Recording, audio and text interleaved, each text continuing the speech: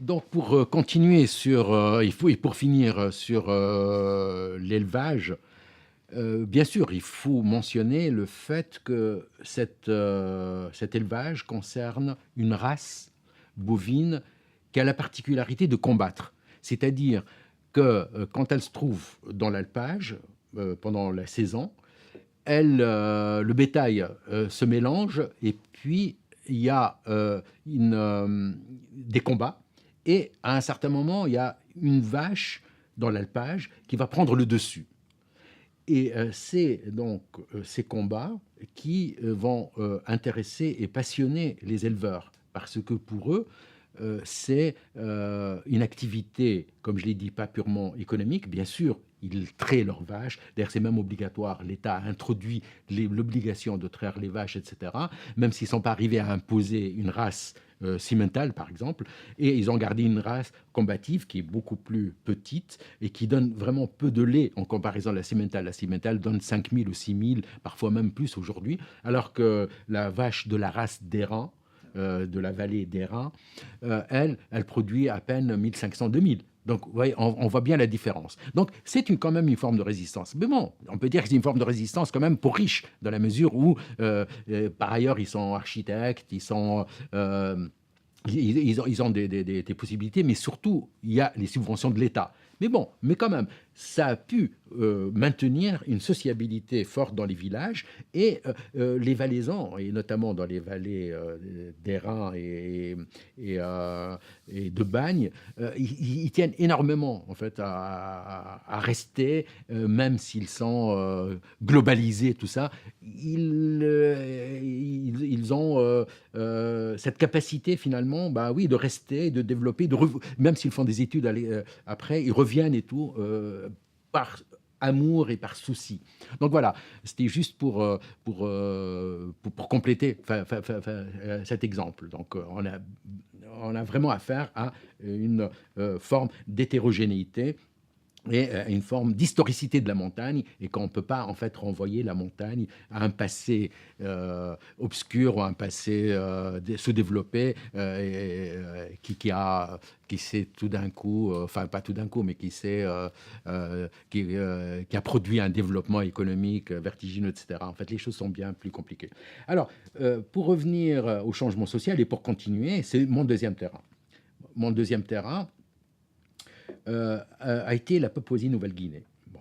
Alors, la Papouasie-Nouvelle-Guinée, on sait très bien tous qu'on fonctionne sur des stéréotypes. Et le stéréotype du papou, c'est la quintessence même du primitivisme. Enfin, que je l'ai dit tout à l'heure, de l'âge de pierre à l'âge atomique. Donc, je me rappelle, il y a plusieurs livres en fait qui ont sorti des images, et aujourd'hui encore. Enfin, c'est éculé quoi. Enfin, donc c'est toutes ces images sur le papou qui sort à peine de néolithique, mais qui par ailleurs a développé, enfin bien sûr, des peintures faciales. Enfin, donc cette fascination à la fois, oui, à la fois, comment dire.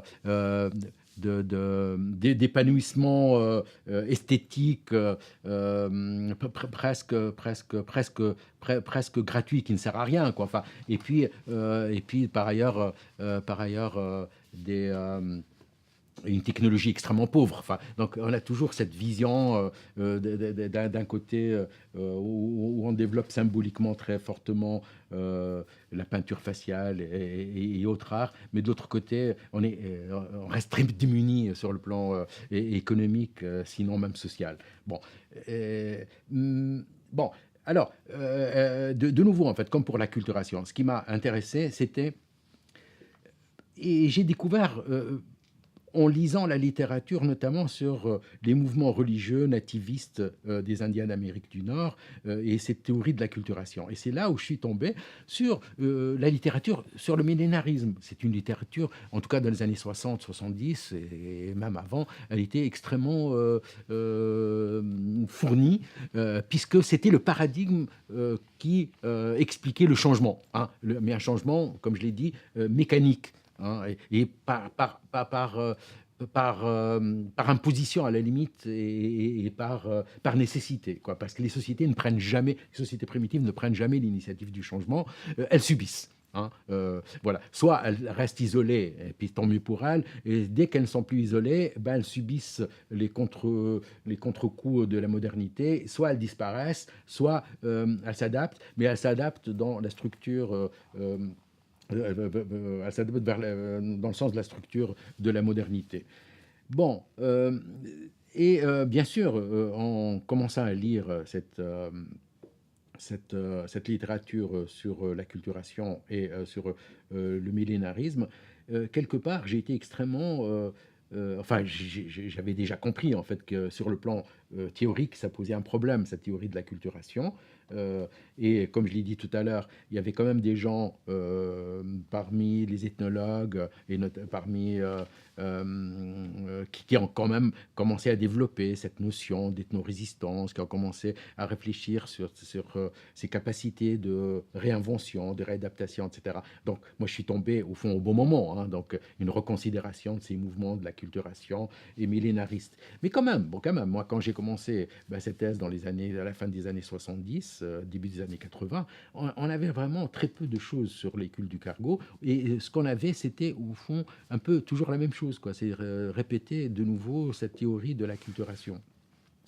Et bon, alors moi, il m'a semblé en fait quand même assez curieux de la part d'ethnologues sérieux qui sont censés donc avoir bien réfléchi à la question, comment ils tombent en fait dans un travers au fond très idéologique, à savoir cette conception du changement qui ne va que dans un seul sens et qui finalement continue à exoticiser ces peuples, hein, et qui allait et au fond à les faire apparaître au fond comme des peuples enfants, quoi. Enfin, c'est-à-dire, voilà, ils ne sont pas entrés dans l'histoire. Et d'ailleurs, souvent, c'est pour les protéger. Enfin, c'est les ethnologues, souvent, ils ont une sorte d'empathie, entre guillemets, hein, par rapport à ces sociétés en disant les pauvres, ils sont subjugués par la modernité, et ils sont subjugués par le changement, ils font ce qu'ils peuvent, et à la limite, on va les accompagner, en fait, pour essayer, à la limite même parfois, de les défendre, quoi. Donc, ça m'a paru à la fois problématique sur le plan théorique, mais aussi paternaliste, en fait. Voilà, c'est une conception de l'histoire qui ne donne pas la capacité d'agir aux gens, enfin, et à ces sociétés. Et bon, donc, j'ai trouvé ça curieux, et j'ai trouvé vraiment curieux que plus je lisais, plus j'étais dans une littérature presque comment dire, presque fantastique. C'est-à-dire, comment peut-on parler d'êtres humains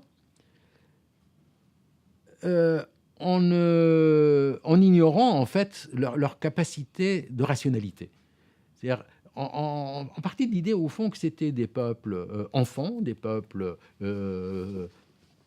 qui sont incapables au fond de penser les rapports entre moyens et fins. D'où cette idée que les Papous, finalement, vivent dans une pensée magique. C'est là où j'ai découvert, en fait, tout ce pan qui constituait, finalement, un des lieux communs, en fait, de l'anthropologie, à savoir que il y a des sociétés qui sont dans la pensée magique, il y a des sociétés qui sont dans la pensée irrationnelle. À la limite, tant qu'elles restent isolées, tant qu'elles restent dans leur propre cocon, elles peuvent survivre. Elles peuvent... oui, d'ailleurs, on peut se demander comment, en fait, bon, puisqu'on ne les a pas observées avant, enfin, avant l'arrivée des Blancs. Mais elles peuvent survivre, on ne sait pas comment. Donc, en fait, on a une conception extrêmement infantile où les Papous, dès qu'ils ont été confrontés à la modernité, dès qu'ils ont été confrontés aux Blancs, dès qu'ils ont été confrontés aux richesses, ils sont devenus presque fous. C'est-à-dire relevant d'une pensée magique qui ne comprenait pas d'où venait la richesse. Donc, non, mais je ne simplifie pas. Une bonne partie de la réflexion anthropologique, qui a été d'ailleurs notamment influencée par les missionnaires, mais je ne dis pas que les missionnaires sont de mauvais ethnologues, pas du tout. hein. Et au contraire, dans beaucoup de cas, les missionnaires étaient beaucoup plus avisés et beaucoup plus sensibles à l'argument symbolique, hein, que les ethnologues qui étaient omnibulés, en fait, qui avaient une vision, au fond, très objectiviste, une vision très évolutionniste, et justement fondée sur cette opposition magie-rationalité. Alors, donc, la question qui se posait, comment, en fait, ces personnes, est-ce qu'il manquait de sens pratique à ce point-là? C'est-à-dire, comment se fait-il qu'ils étaient subjugués par la marchandise au point de ne pas comprendre du tout le rapport entre moyen et fin? Parce que pour aller très vite, rien que le terme culte du cargo est un terme complètement connoté. Culte du cargo. On fait un culte pour les marchandises. C'est vraiment ça, littéralement, c'est le culte pour les marchandises. Bon, alors, c'est vrai que moi, je ne sais pas, que quand j'ai découvert ce phénomène, je me disais, mais au fond, c'est sérieux. C'est-à-dire, est-ce qu'il y a des ethnologues et des anthropologues sérieux qui pensent, a priori, qu'il y a des personnes irrationnelles et qui ne sont pas fichus d'avoir le sens pratique de comprendre d'où viennent les richesses? Non pas que je prétende que les Papous, les Mélanésiens avaient une préscience, non, parce qu'effectivement, eux, ils étaient dans un environnement où il n'y avait pas de production industrielle. Les biens et les marchandises venaient de l'extérieur. Elles débarquaient par avion ou par cargo, et les Blancs, j'allais dire qu'ils travaillaient, mais en fait les Blancs dirigeaient et faisaient travailler dans les plantations les indigènes. Donc, la production industrielle n'était jamais faite sur place. Et les objets, quand ils arrivaient, ils étaient déjà fabriqués. Et c'était sous forme de marchandises, de boîtes de conserve, de tout, quoi. Enfin, de tout ce qui relève d'objets de consommation. Bon. Alors, l'idée, pour aller vite, c'est que les Papous, n'étant pas capables d'avoir une pensée rationnelle et ne comprenant pas le rapport entre moyens et fins,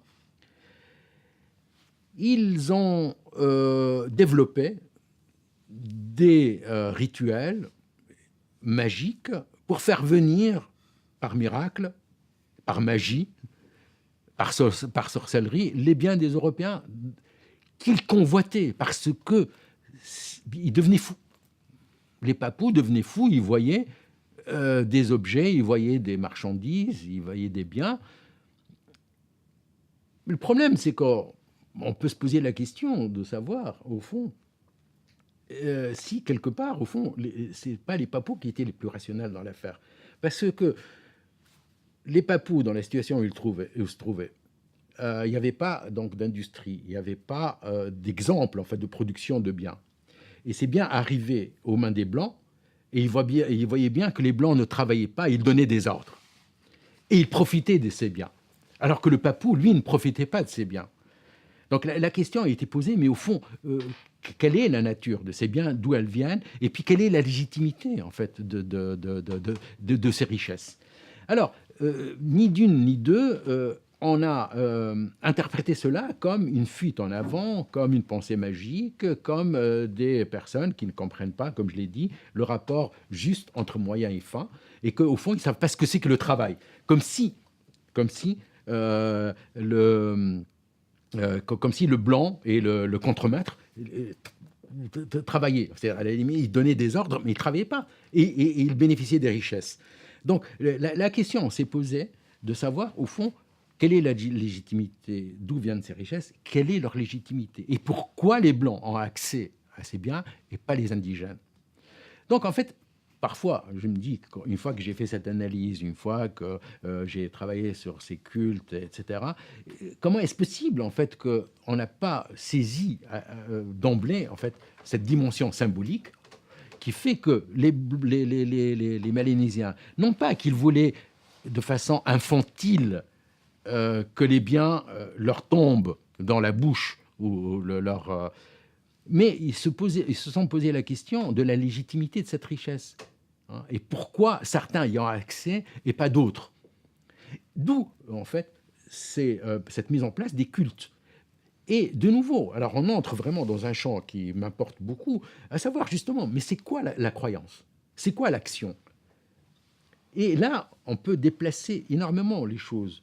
Dans la conception évolutionniste, la conception traditionnelle des rapports, enfin de la magie, etc., on pense on est dans une pensée irrationnelle, justement on ne saisit pas le rapport entre moyen et fin, alors même que la pensée symbolique, elle est par définition une pensée pour l'action, hein, une pensée pour l'action, à savoir que les papous, euh, peut-être qu'ils ne savaient pas très bien effectivement par quel processus étaient fabriqués ces objets, hein, mais c'était pas tellement, la question n'était pas tellement là. La question était qu'ils voyaient qu'il y avait ces richesses et ils voyaient que les Blancs ne les partageaient pas et qu'il n'y avait aucune réciprocité possible. Non pas que les Papous ne sont pas entrés dans une relation de réciprocité, bien au contraire. Les Papous, et là vraiment toute la littérature, elle est extrêmement riche. Les Papous, en fait, ont fait des expériences extrêmement intéressantes. C'est-à-dire pour comprendre d'abord d'où viennent les richesses, et puis aussi pour comprendre comment les partager avec les Européens. Donc, ils ont fait des expériences et ils sont aperçus que finalement, ces expériences ne marchaient pas dans la mesure où les Blancs ne veulent pas partager, qu'il n'y avait pas une réciprocité et que si les Papous recevaient quelque chose, c'était des miettes, c'était des choses de peu d'importance. Et c'est à partir de là où ils ont commencé à échafauder en fait toute une série d'explications, non pas magiques, comme justement on l'a prétendu, ah bah voilà, ils sont tombés dans les rationnels et puis dans l'explication, comme je l'ai dit en fait, infantile. Non, pour eux, le problème se posait en termes de légitimité et de réciprocité. Ils partaient de l'idée que les richesses viennent des ancêtres. En tout cas, c'est dans la conception, finalement, de la culture et du héros culturel. Non pas que les héros culturels descendent chaque jour de leur univers pour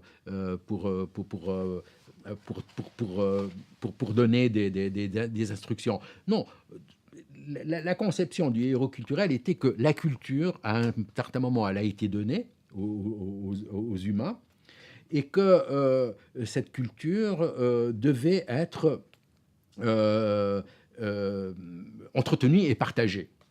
Donc, et toute innovation vient de ce héros culturel. Non pas que les Papous sont incapables d'innovation et non pas que les choses leur tombent du ciel, non.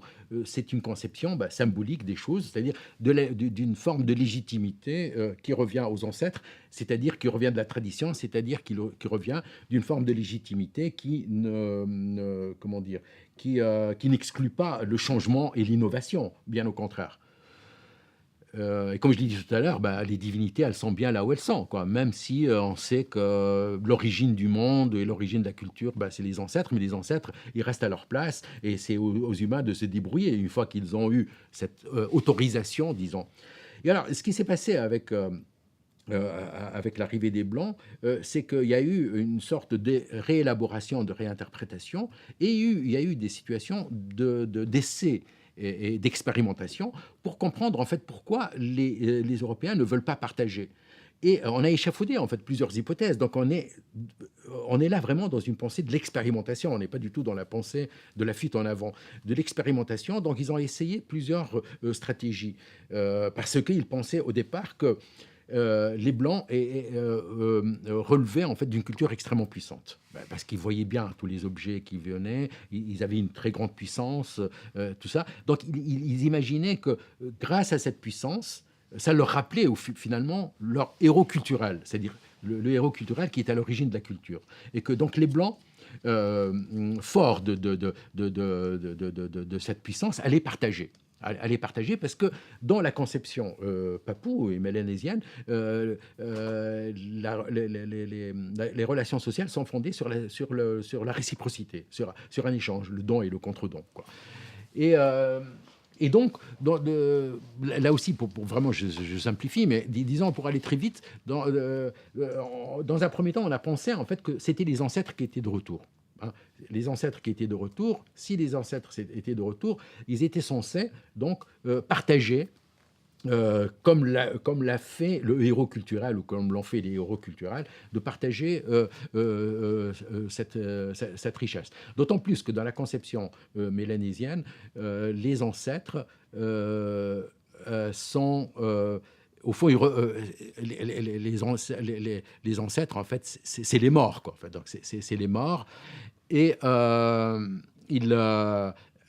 il se trouve que dans le cas particulier, on a pensé que les ancêtres étaient de retour. En temps normal, ils ne reviennent pas. Enfin, alors, le héros culturel, il est bien en restant à sa place. Mais dans le cas particulier, ils sont de retour. Et ils sont de retour.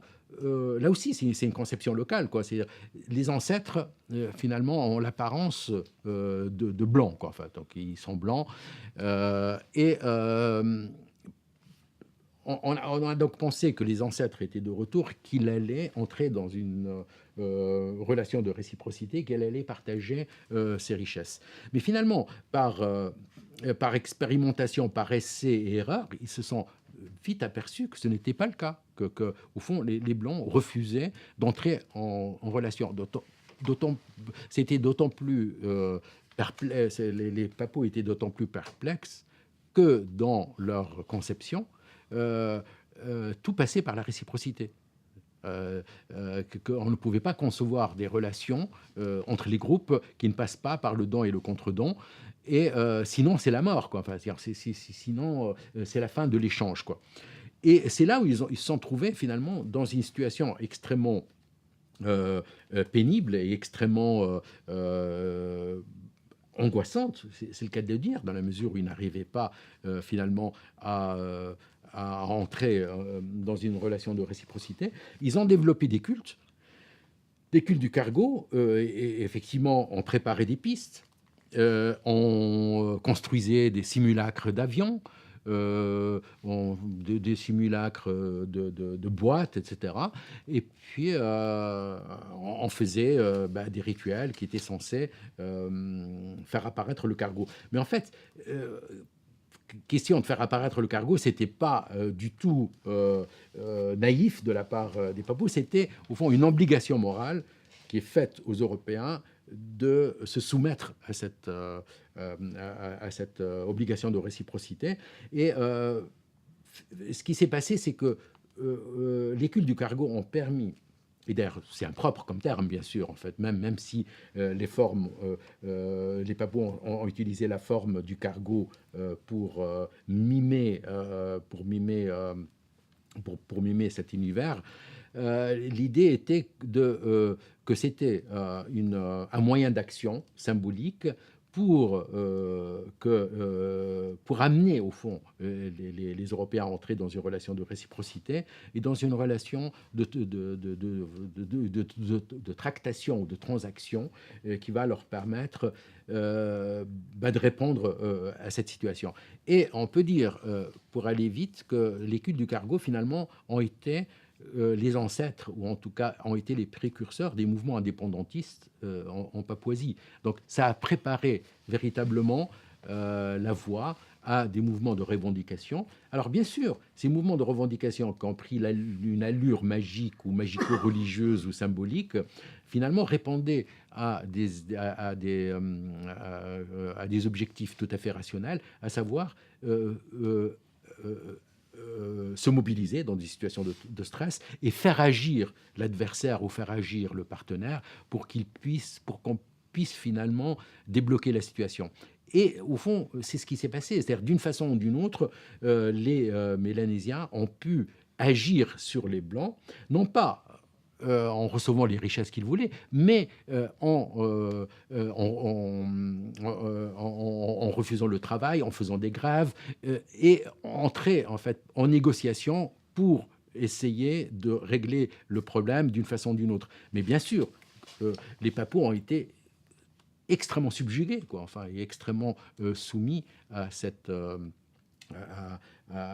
situation, dans la mesure où, en plus, comme je l'ai dit tout à l'heure, les Papous étaient réputés vraiment pour être les plus primitifs et les plus sauvages. Donc il y avait un mépris extrêmement fort, il y a un racisme extrêmement fort. Il ne faut pas oublier que le racisme institutionnel, à la fois des Allemands qui ont précédé, mais après des Australiens et des Britanniques, parce que c'était une colonie australo-britannique. C'était terrifiant. Et il faut voir toutes les descriptions. C'est-à-dire les Papous étaient considérés véritablement comme des animaux, quoi. Enfin, à la fois par les Allemands et par les Australiens. Donc en fait, ils ont hérité au fond d'une situation extrêmement difficile.